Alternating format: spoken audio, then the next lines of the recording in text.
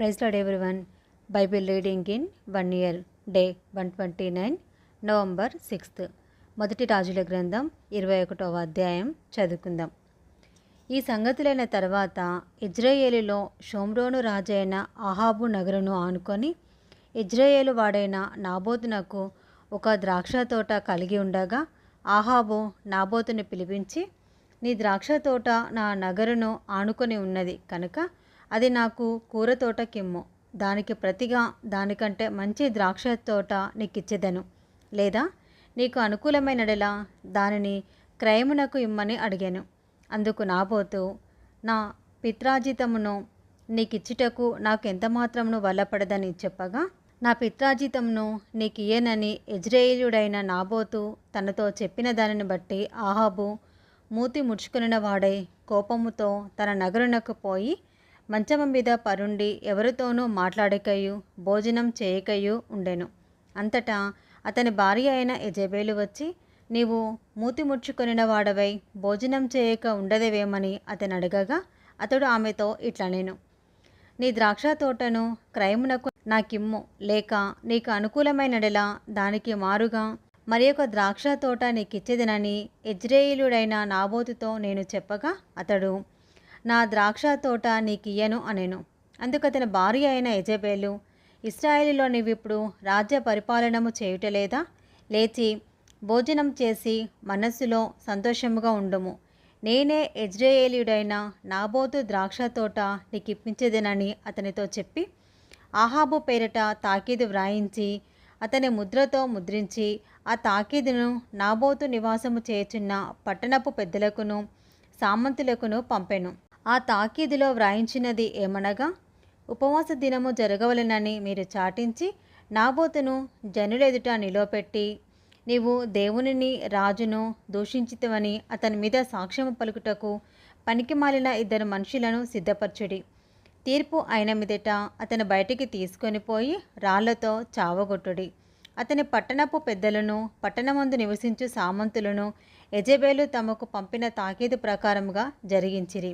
ఎట్లనగా, వారు ఉపవాస దినము చాటించి నాబోతును జనులెదుట నిలవపెట్టిరి. అప్పుడు పనికిమాలిన 2 మనుషులు సమాజంలో ప్రవేశించి అతని ఎదుట కూర్చుండి, నాబోతు దేవునిని రాజును దూషించనని జనుల సమక్షమున నాబోతు మీద సాక్ష్యము పలకగా, వారు పట్టణము బయటికి అతన్ని తీసుకొని పోయి రాళ్లతో చావగొట్టిరి. నాబోతు రాతి దెబ్బల చేత మరణమాయనని వారు యెజెబెలునకు వర్తమానం పంపగా, నాబోతు రాతి దెబ్బల చేత మరణమాయనని యెజెబెలు విని, నాబోతు సజీవుడు కాడు, అతడు చనిపోయాను కనుక నీవు లేచి యెజ్రెయేలీయుడైన నాబోతు క్రయమునకు నీకియ్యనొల్లని పోయిన అతని ద్రాక్ష తోటను స్వాధీనపరచుకొనుమని అహాబుతో చెప్పెను. నాబాతు చనిపోయినని అహాబు విని లేచి యెజ్రెయేలీయుడైన నాబోతు ద్రాక్ష తోటను స్వాధీనపరచుకొన పోయెను. అప్పుడు యెహోవా వాక్కు తిష్బీయుడైన ఏలియాకు ప్రత్యక్షమై ఇలాగు సెలవిచ్చెను, నీవు లేచి షోమ్రోనులోనున్న ఇశ్రాయేలు రాజైన అహాబును ఎదుర్కొనుటకు బయలుదేరెము. అతడు నాబోతు యొక్క ద్రాక్ష తోటలో ఉన్నాడు. అతడు దానిని స్వాధీనపరచుకొనబోయెను. నీవు అతన్ని చూచి ఇలాగు ప్రకటించుము, యెహోవా సెలవిచ్చినది ఏమనగా, దీన్ని స్వాధీనపరచుకొనగలని నీవు నాబోతును చంపితివి కదా. యెహోవా సెలవిచ్చినది ఏమనగా, ఈ స్థలమందు కుక్కలు నాబోతు రక్తమును నాకెనో, ఆ స్థలమందే కుక్కలు నీ రక్తమును నిజముగా నాకునని అతనితో చెప్పెను. అంతటా అహాబు ఏలియాను చూచి, నా పగవాడా, నీ చేతిలో నేను చిక్కుబడితినా అని పలుకగా, ఏలియా ఇట్లనెను, యెహోవా దృష్టికి కీడు చేయుటకు నిన్ను నీవే అమ్ముకొని ఉన్నావు కనుక నా చేతిలో నీవు చిక్కితివి. అందుకు యెహోవా ఇలాగు సెలవిచ్చెను, నేను నీ మీదికి అపాయము రప్పించెదను, నీ సంతతి వారిని నాశనం చేతును, అల్పులేమి గనులేమి ఇశ్రాయేలు వారిలో అహాబు పక్షమున ఎవరినూ లేకుండా పురుషులందరినీ నిర్మూలం చేతును. ఇశ్రాయేలు వారు పాపం చేయుటకు నీవు కారకుడవై నాకు కోపం పుట్టించితివి కనుక నేబాతు కుమారుడైన యెరోబాము కుటుంబమునకును అహీయా కుమారుడైన బయేషా కుటుంబమునకును నేను చేసినట్లు నీ కుటుంబమునకు చేయుదునని యెహోవా సెలవిచ్చుచున్నాడు. మరియు యెజెబెలును గూర్చి యెహోవా సెలవిచ్చినది ఏమనగా, యెజ్రెయేలు ప్రాకారమునొద్ద కుక్కలు యెజెబెలును తినివేయును. పట్టణమందు చచ్చు ఆహాబు సంబంధికులను కుక్కలు తినివేయును. బయటి భూములలో చచ్చువారిని ఆకాశ పక్షులు తినివేయును అని చెప్పెను. తన భార్య అయిన యెజెబెలు ప్రేరేపణ చేత యెహోవా దృష్టికి కీడు చేయ తన్ను తాను అమ్ముకొనిన ఆహాబు వంటి వాడు ఎవడనూ లేడు. ఇశ్రాయేలుల ఎదుట నిలవకుండా యెహోవా వెళ్ళగొట్టిన అమోరీల ఆచార రీతిగా విగ్రహములను పెట్టుకొని అతడు బహుహేయముగా ప్రవర్తించెను. అహాబు ఆ మాటలు విని తన వస్త్రములను చింపుకొని గోనెపట్ట కట్టుకొని ఉపవాసముండి గోనెపట్ట మీద పరుండి వ్యాకుల పడుచుండగా యెహోవా వాక్కు తిష్బీయుడైన ఏలియాకు ప్రత్యక్షమై ఇలాగు సెలవిచ్చెను. ఆహాబు నాకు భయపడి వినయముగా ప్రవర్తించుట చూచితివా? నాకు భయపడి అతడు వినయముగా ప్రవర్తించుట చేత ఆ అపాయము అతని కాలమునందు సంభవింపకుండా ఆపి అతని కుమారుని కాలమునందు అతని కుటుంబీకుల మీదికి నేను దాన్ని రప్పించెదను. రాజులు మొదటి గ్రంథం 22వ అధ్యాయము చివరి అధ్యాయము కూడా. సిరియనులను ఇశ్రాయేలు వారును 3వ సంవత్సరములు ఒకరితో ఒకరు యుద్ధం జరిగింపక మానిరి. 3వ సంవత్సరమందు యూదారాజైన యెహోషాపాతు బయలుదేరి ఇశ్రాయేలు రాజునొద్దకు రాగా ఇశ్రాయేలు రాజు తన సేవకులను పిలిపించి, రామోత్గిలాదు మనదని మీరెరుగుదురు. అయితే మనము సిరియా రాజు చేతిలో నుండి దాన్ని తీసుకొనక ఊరకున్నామని చెప్పి, యుద్ధము చేయుటకు నాతో కూడా నీవు రామోత్గిలాదు నాకు వచ్చేదవా అని యెహోషాపాతును అడిగాను. అందుకు యెహోషాపాతు, నేను నీవాడనే, నా జనులు నీ జనులే, నా గుర్రములను నీ గుర్రములే అని ఇశ్రాయేలు రాజుతో చెప్పాను. పిమ్మట యెహోషాపాతు, నేడు యెహోవా యొద్ద విచారణ చేయదము రండని ఇశ్రాయేలు రాజుతో అనగా, ఇశ్రాయేలు రాజు దాదాపు 400 మంది ప్రవక్తలను పిలిపించి, యుద్ధము చేయుటకు రామోత్గిలాదు మీదికి పోదుమా పోకుందునా అని వారిని అడిగాను. అందుకు యెహోవా దానిని రాజైన నీ చేతికి అప్పగించెను కనుక పొండని వారు చెప్పిరి. కానీ యెహోషాపాతు, విచారణ చేయుటకై వీరి తప్ప యెహోవా ప్రవక్తలలో ఒకడైనను ఇక్కడ లేడా అని అడిగాను. అందుకు ఇశ్రాయేలు రాజు, ఇమ్లా కుమారుడైన మీకాయా అని ఒకడున్నాడు, అతని ద్వారా మనము యెహోవా యొద్ద విచారణ చేయవచ్చును. కానీ అతడు నన్ను గూర్చి మేలు ప్రకటింపక కీడే ప్రకటించును కనుక అతనిందు నాకు ద్వేషము కలదని యెహోషాపాతుతో అనగా, యెహోషాపాతు, రాజైన మీరు అలాగూ అనవద్దు. అప్పుడు ఇశ్రాయేలు రాజు తన పరివారంలో ఒకరిని పిలిపించి, ఇమ్లా కుమారుడైన మీకాయాను శీఘ్రముగా ఇక్కడికి రప్పించమని సెలవిచ్చెను. ఇశ్రాయేలు రాజును యూదారాజగు యెహోషాపాతును రాజవస్త్రములు ధరించుకొని షోమ్రోను గవిని దగ్గరనున్న విశాల స్థలమందు గద్దెల మీద ఆసీనులై ఉండి ప్రవక్తలందరూ వారి సమక్షమందు ప్రకటన చేయుచుండగా, కెనయానా కుమారుడైన సిద్కియా ఇనుప కొమ్ములు చేయించుకొని వచ్చి, వీటి చేత నీవు సిరియనులను పొడిచి నాశనం చేతువని యెహోవా సెలవిచ్చుచున్నాడని చెప్పాను.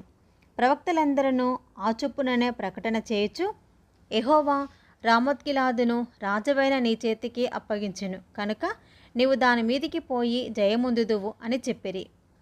మీకాయాను పిలువబోయిన దూత ప్రవక్తలు ఏకముగా రాజుతో మంచి మాటలు పలుకుచున్నారు కనుక నీ మాట వారి మాటకు అనుకూలపరచుమని అతనితో అనగా, మీకాయా, యెహోవా నాకు సెలవిచ్చినదేదో ఆయన జీవం తోడు నేను దానినే పలుకుదును అనెను.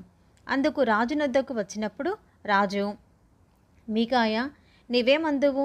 యుద్ధం చేయుటకు మేము రామోత్గిలాదు మీదికి పోదుమా పోకుందుమా అని అడగగా అతడు, యెహోవా దానిని రాజవైన నీ చేతికి అప్పగించెను కనుక నీవు దాని మీదికి పోయి జయముందుదవని రాజుతో అనెను.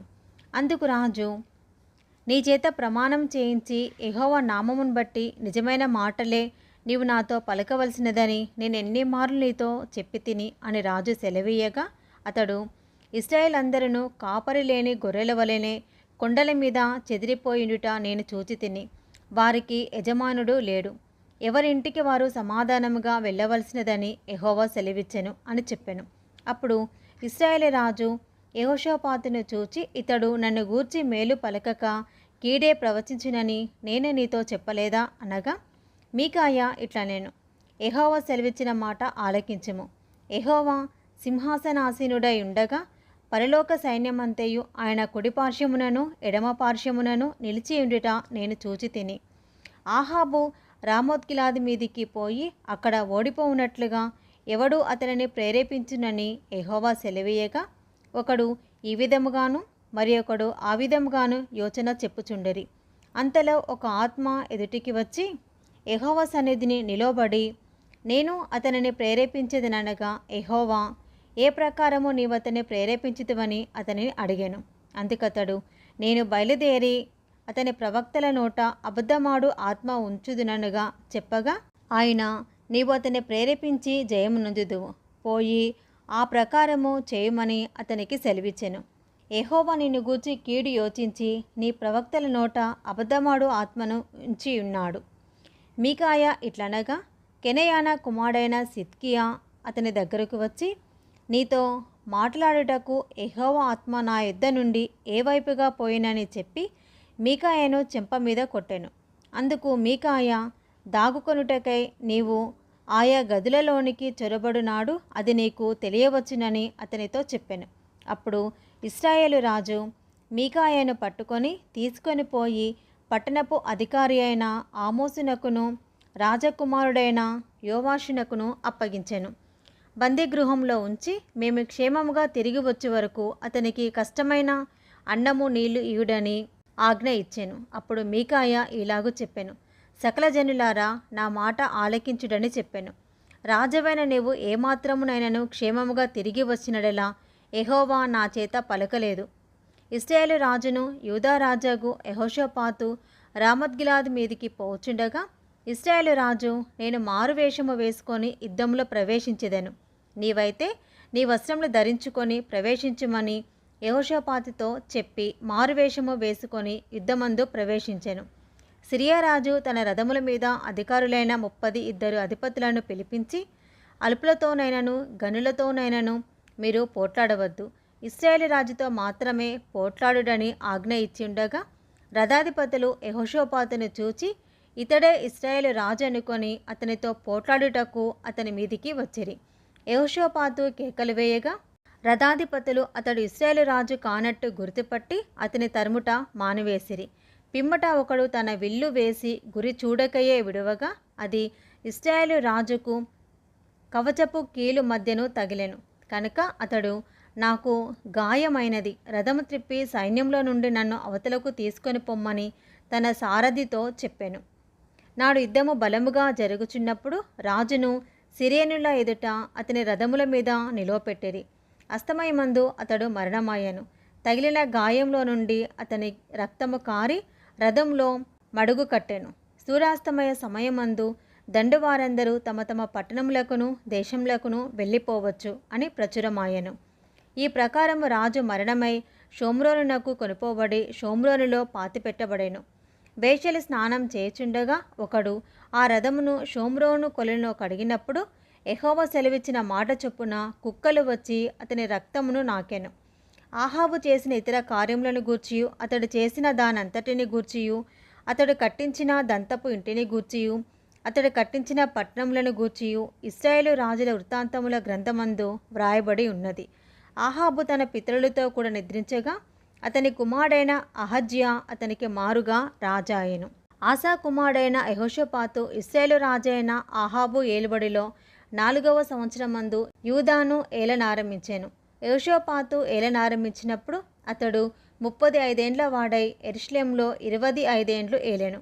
అతని తల్లి పేరు అజూబా, ఆమె షిల్హీ కుమార్తె అయి ఉండెను. అతడు తన తండ్రి అయిన ఆసా యొక్క మార్గములన్నిటిని అనుసరించి యెహోవా దృష్టికి అనుకూలముగా ప్రవర్తించుచూ వచ్చెను. అయితే ఉన్నత స్థలములను తీసివేయలేదు. ఉన్నత స్థలములలో జనులు ఇంకను బలులు అర్పించుచు ధూపము వేయుచూ నుండిరి. యెహోషాపాతు ఇశ్రాయేలు రాజుతో సంధి చేసెను. యెహోషాపాతు చేసిన ఇతర కార్యములను గూర్చియు అతడు కనుబర్చిన బలమును గూర్చియు అతడు యుద్ధం చేసిన విధమును గూర్చియు యూదా రాజుల వృత్తాంతముల గ్రంథమందు వ్రాయబడి ఉన్నది. తన తండ్రి అయిన ఆసా దినములలో శేషించి ఉండిన పురుషగాములను అతడు దేశంలో నుండి వెళ్ళగొట్టెను. ఆ కాలమందు ఎదోము దేశమునకు రాజు లేకపోయాను. ప్రధాని అయిన ఒకడు రాజ్యపాలనము చేయుచుండెను. యెహోషాపాతు బంగారము తెచ్చుటకై ఓఫీరు దేశమునకు పోవుటకు తర్షీషు ఓడలను కట్టింపగా ఆ ఓడలు బయలుదేరక ఎసన్గోబేరు నొద్ద బద్దలైపోయెను. అహాబు కుమారుడైన అహజ్యా, నా సేవకులను నీ సేవకులతో కూడా ఓడల మీద పోనిమ్మని యెహోషాపాతును అడగగా యెహోషాపాతు దానికి ఒప్పలేదు. పిమ్మట యెహోషాపాతు తన పితరులతో కూడా నిద్రించి తన పితరుడైన దావీదుపురమందు తన పితరులతో కూడా పాతిపెట్టబడెను. అతని కుమారుడైన యెహోరాము అతనికి మారుగా రాజయ్యాను. అహాబు కుమారుడైన అహజ్యా యూదా రాజైన యెహోషాపాతు ఏలుబడిలో 17వ సంవత్సరమందు షోమ్రోనులో ఇశ్రాయేలును ఏలనారంభించి 2 సంవత్సరములు ఇశ్రాయేలును ఏలెను. అతడు యెహోవా దృష్టికి చెడుతనము జరిగించి తన తల్లిదండ్రులిద్దరి ప్రవర్తనను ఇశ్రాయేలు వారు పాపం చేయుటకు కారకుడైన నేబాతు కుమారుడగు యరొబాము ప్రవర్తనను అనుసరించి ప్రవర్తించుచూ వచ్చెను. అతడు బయలుదేవతను పూజించుచు వానికి నమస్కారము చేయుచు తన తండ్రి చేసిన క్రియలన్నిటి చొప్పున జరిగించుచు ఇశ్రాయేలు దేవుడైన యెహోవాకు కోపము పుట్టించెను. ఇది ఈరోజు భాగం అండి. Praise the lord.